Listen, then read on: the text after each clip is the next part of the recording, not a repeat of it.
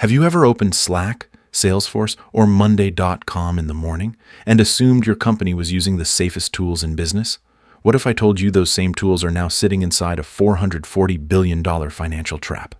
In early February 2026, nearly $285 billion in market value evaporated from the software sector in just 48 hours. Traders are calling it the SaaS apocalypse.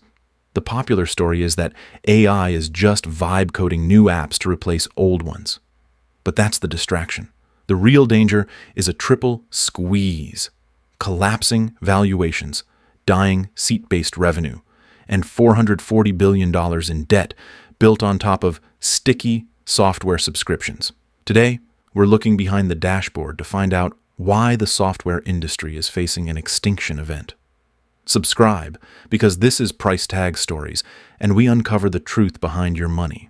For 20 years, the software industry ran on a simple logic. More employees means more seats, means more revenue. But AI agents just broke that logic. In January 2026, the CEO of Monday.com reportedly replaced his entire 100-person sales team with AI agents. Response times dropped from 24 hours to 3 minutes. But here's the kicker for the price tag. Those 100 people didn't just lose their jobs. They took 500 SaaS subscriptions with them, licenses for CRM, email tools, and analytics, all gone instantly. Analysts call this seat compression.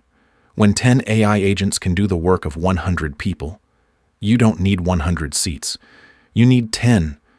For giants like Salesforce and Atlassian, that is the nightmare hidden in plain sight.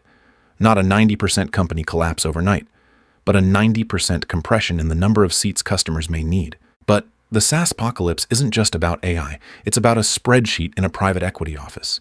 Between 2015 and 2025, private equity firms bought over 1,900 software companies in deals worth $440 billion. The plan was elegant: borrow billions in debt to buy these companies and pay it back using sticky subscription revenue.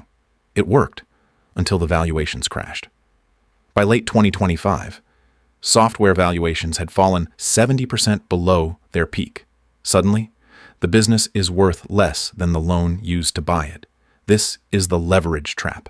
When equity goes underwater, the owners only have one choice: cut headcount, maximize margins, and extract cash before the lights go out. AI isn't just replacing your software. It's becoming the cost-cutting weapon used to service hundreds of billions in debt.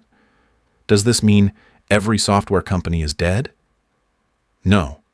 But Wall Street is now separating beta software from alpha software.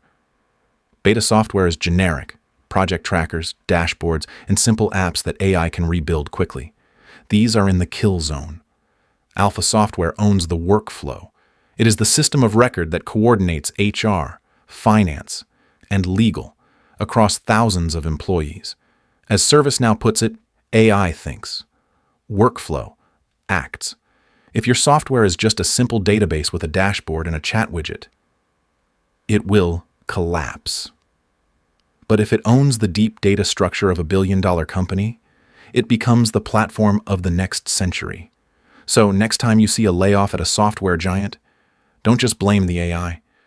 Look for the price tag of the debt behind it.